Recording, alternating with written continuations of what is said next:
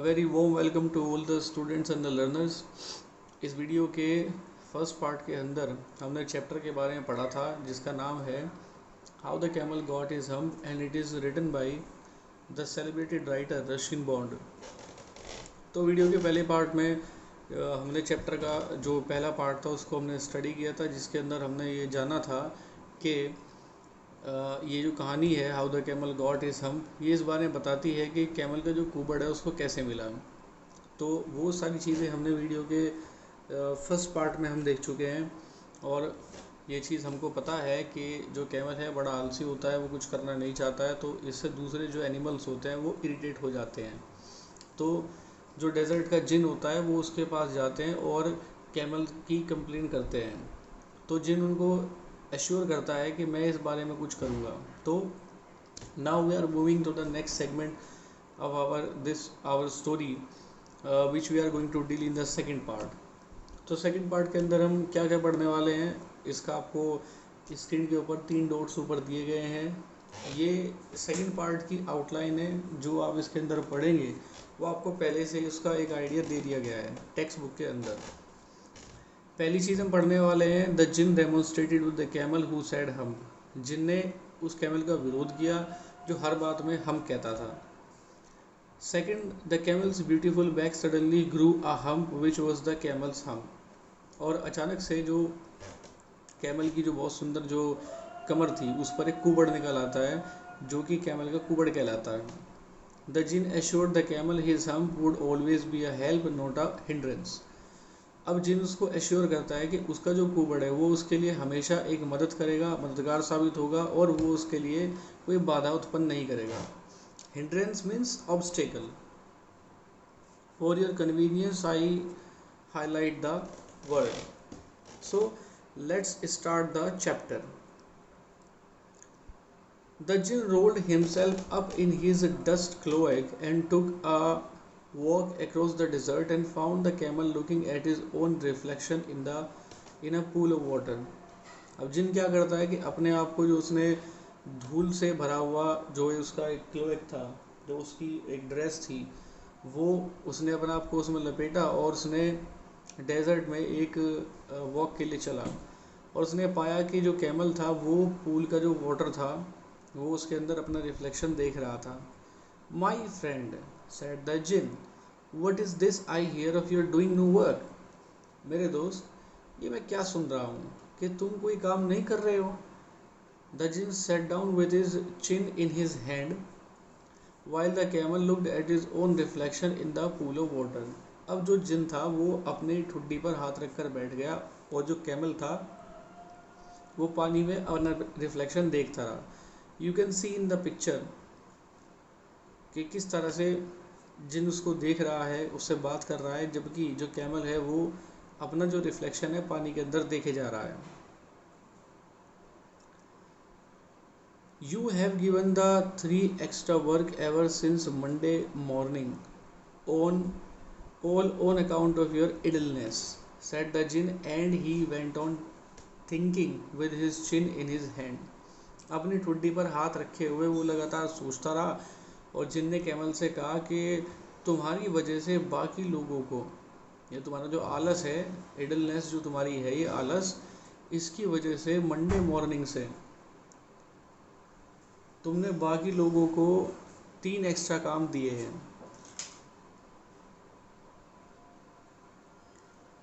हम sad the camel. अब जैसे कैमल की आदत थी हर बात में हमको कहने की, उसने जिन की बात पे फिर से हम कहा। I shouldn't say that again if I were you, said the jinn. You might say it once too often. I want you to work. मैं तुम्हारी जगह होता तो मैं ये ना कहता, और तुम ये बहुत बार इस्तेमाल करते हो, अब मैं चाहता हूँ कि तुम काम करो। एंड द कैमल सेड हम अगेन। और दोबारा फिर उसने हम का।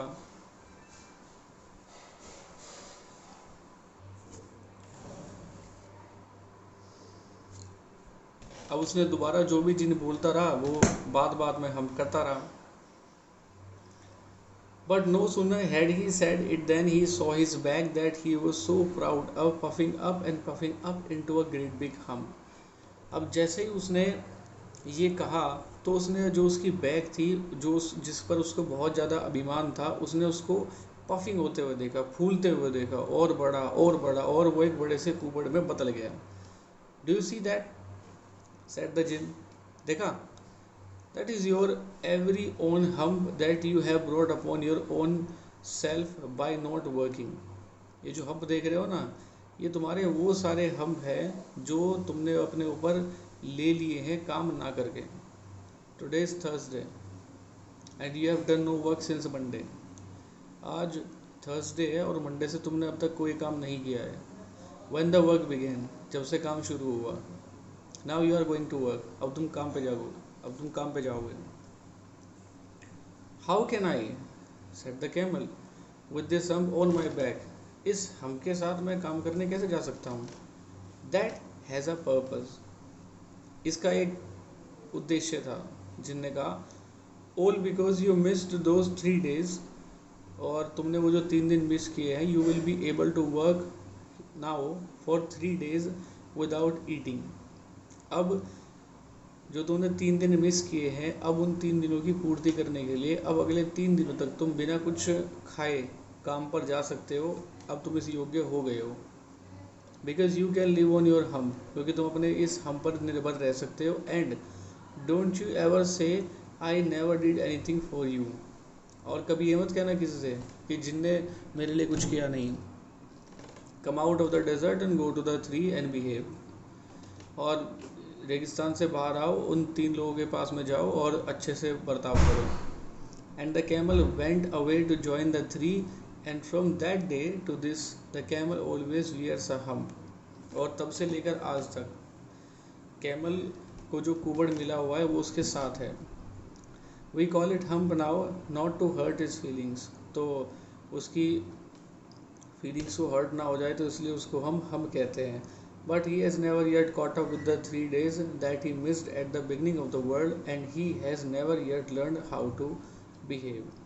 लेकिन वो 3 दिन जो उसने दुनिया की शुरुआत में मिस किए थे, उनकी भरपाई वो आज तक भी नहीं कर पाया है। And he has never yet learn how to behave, और अब तक उसको व्यवहार करना नहीं आया। And this was the story from Rudyard Kipling. ये रुडयार्ड किपलिंग के द्वारा लिखी गई स्टोरी है, जो कि एब्रिज्ड वर्जन है। यानी कि ये जो स्टोरी है, वीडियो के आखिर में एक चीज़ मैं आपको बता देना चाहता हूँ कि शायद फर्स्ट पार्ट के अंदर या सेकंड पार्ट के अंदर बाय मिस्टेक मैंने गलती से रुडयार्ड किपलिंग की जगह रस्किन बॉन्ड का नाम ले दिया, तो उसको आप करेक्ट कर लीजिएगा। इसके जो राइटर हैं वो रुडयार्ड किपलिंग है, जो अपनी कहानियों के लिए, खासकर चिल्ड्रन स्टोरीज़ के लिए मशहूर थे। और रुडयार्ड किपलिंग का जो सबसे मशहूर, सबसे सेलिब्रेटेड जो उनकी जो कहानी है, जो बुक है, वो है जंगल बुक। आपने टीवीज़ पे या दूसरे चैनल्स के थ्रू ये सुना होगा, मोगली की कहानी आपने सुनी होगी। So Mowgli is the creation of Rudyard Kipling. Abridged जो रुडयार्ड किपलिंग के ठीक नीचे लिखा हुआ है, एब्रिज्ड का मतलब होता है शॉर्ट, यानी कि एडिटेड। तो ये जो कहानी है how the camel got his hump, ये एक शॉर्ट वर्जन है रुडयार्ड किपलिंग के द्वारा लिखी गई कहानी का। Now we are going to deal with the comprehensions. So let's start the comprehensions. First we will start from the first comprehension, and there is a question, what task do you think were assigned to the dog and the ox. आपको क्या लगता है कि कुत्ते और बैल को कौन से टास्क दिए गए थे। So the answer is, the dog was assigned the task of fetching and carrying sticks, while the ox was assigned the task of plowing. कुत्ते को काम दिया गया था लकड़ियाँ लाने का, और ऑक्स को काम दिया गया था खेत को जोतने का। Second question is, why did the camel live in the middle of the desert. वो जो कैमल था रेगिस्तान के बीच में क्यों रहता था। The answer is, the camel lived in the middle of the desert because it did not want to work. वो इसलिए रहता था ताकि उसको काम ना करना पड़े। It ate sticks, thorns and prickles, जो कांटे, झाड़ियाँ या फिर जो लकड़ियाँ होती थी उनको खाता था। And when anybody spoke to it, it said humph and nothing more. और जब वो इससे उसके बारे में कुछ कहता था तो वो केवल हम के अलावा कुछ जवाब नहीं देता था। Third question is, what made the dog, the horse and the aux very angry. किस बात से डॉग, हॉर्स और ऑक्स गुस्सा हो गए। Answer is, the man told the dog, the horse and the ox that since the camel cannot work, he would leave it alone, and the three of them would have to work double time to make up for the work not done by the camel. This made the three of them very angry. तीनों को इस बात पर गुस्सा आया कि जब उन्होंने इंसान से उसकी कंप्लेंट की तो इंसान ने कहा कि उसको अकेला छोड़ दो, मैं उसके बारे में कुछ कर नहीं सकता, और अब जो उसके हिस्से का काम है जो वो कर नहीं रहा है, अब उस काम को तुम तीनों लोगों को आपस में बांट करके करना पड़ेगा। सो ये जो बर्डन उनके ऊपर आ गया था, इसकी वजह से इरिटेट होकर के उन तीनों ने मैन से कंप्लेन की थी उसके काम ना करने की वजह से, लेकिन अब कंप्लेन करने की वजह से उनके ऊपर एक्स्ट्रा काम आ गया था, तो इस चीज़ से वो गुस्सा हो गए थे। Fourth question is, how did the djinn know the horse was complaining against the camel? जिनको कैसे पता चला कि हॉर्स कैमल के अगेंस्ट कंप्लेन कर रहा था? The djinn knew that the horse was complaining against the camel because he was the in charge of all deserts and knew about everything happening in relation to his desert.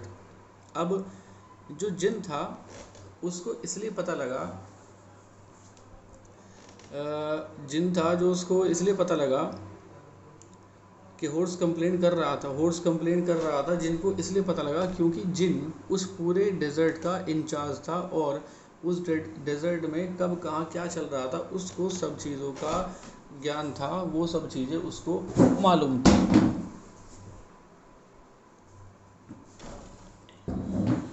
Now come to the fifth question.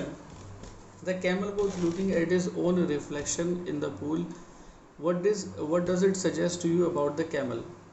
अब camel उस तालाब में अपना reflection देख रहा था, अपनी परछाई देख रहा था, तो ये पूछता है कि इससे आपको क्या सजेशन मिलता है? The camel's looking at his own reflection in the pool shows that he was proud of his appearance, especially his back. He liked admiring himself. अब इससे हमें क्या पता लगता है कि जैसे ह्यूमन बींग्स की आदत होती है ना कि अपने आप को बार बार शीशे में देखने की, तो कैमल की भी आदत थी कि वो बार बार अपने आप को निहारता था। उसकी जो बैक थी उसको बहुत ज़्यादा प्राउड था, तो इसलिए उसको निहारने के लिए वो अपना जो रिफ्लेक्शन था वो उसमें देखता रहता था। तो उसकी जो ये पर्टिकुलर आदत है उसकी प्राउडनेस को शो करती है। Now the question number 6, The camel said hump repeatedly. How did it affect him? Bar bar hump कहता था, तो इस चीज़ ने उसको कैसे इफेक्ट किया? When the camel said hump repeatedly despite the jin's warning, his back puffed up into a big hump. अब जिनके वार्निंग देने के बाद भी वो hump करता रहा, तो उसका नतीजा ये हुआ कि उसकी पीठ पर एक बड़ा सा कुबड़ निकल आया। Question number 7, what according to the jinn was the use of the hump? जिनके अनुसार हम का क्या यूज़ था? The answer is, the djinn assured the camel that his hump would not create a problem for him while working. Since the camel had skipped work for 3 days, he could live on his hump and would be able to work for 3 days without eating. This means that the hump was a kind of food reserve. जिन ने उसको assure किया camel को कि उसका जो hump है वो उसके काम करने में बाधा नहीं बनेगा, क्योंकि जब से दुनिया की शुरुआत हुई थी उन 3 दिनों से उसने कोई काम नहीं किया था, तो अब बिना कुछ खाए पिए वो 3 दिन तक काम करेगा और उसका जो हम्प है वो उसमें इसकी हेल्प करेगा। कैसे? कि फूड जो रिज़र्व है वो फूड रिज़र्व के तौर पर उसका हम्प काम करेगा। Question number 8, he has never yet learned to behave in the light of this. What is the writer's opinion about the camel? उसने अब तक भी बिहेव करना नहीं सीखा है। उसने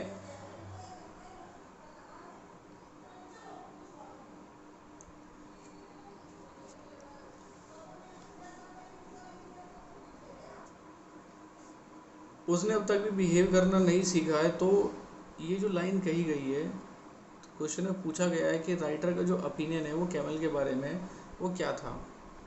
तो the answer is, according to the writer the camel is still a very lazy animal that is unwilling to work. तो राइटर के अकॉर्डिंग राइटर कहना चाहता है कि जितने भी जानवर हैं उन सब में जो लेजी एनिमल है वो कैमल है, अब तक भी जो कोई काम करना नहीं चाहता। After he got the hump हमको मिल जाने के बाद the jinn asked him to go out of the desert to help the other 3 animals. उसने कहा जिन ने हम मिल जाने के बाद कि अब तुम रेगिस्तान के बाहर जा सकते हो और जो बाकी जो 3 एनिमल्स हैं उनकी काम करने में मदद करो. इट सीम्स, ऐसा प्रतीत होता है, that the camel still did not behave himself and worked lazily in the desert itself. और ऐसा लगता है कि जैसे अब तक भी कैमल ने बिहेव करना नहीं सीखा है और वो डेजर्ट के अंदर आज भी लेजी तरीके से रहता है. It is for this reason that he was still unable to complete the pending work of those 3 miss days. और यही कारण है कि वो जो गुजरे हुए 3 दिन थे जिनको उसने मिस कर दिया था, उनका जो पेंडिंग काम है उसने आज तक नहीं किया. And he continued carrying the hump and living in the desert. और तब से लेकर आज तक वो अपनी पीठ पर उस कुबड़ को ढो रहा है और रेगिस्तान के अंदर रह रहा है. So students, this was all for now, and now we have completed the first chapter from the supplementary reader, How the Camel Got His Hump, written by Rudyard Kipling. And thank you very much.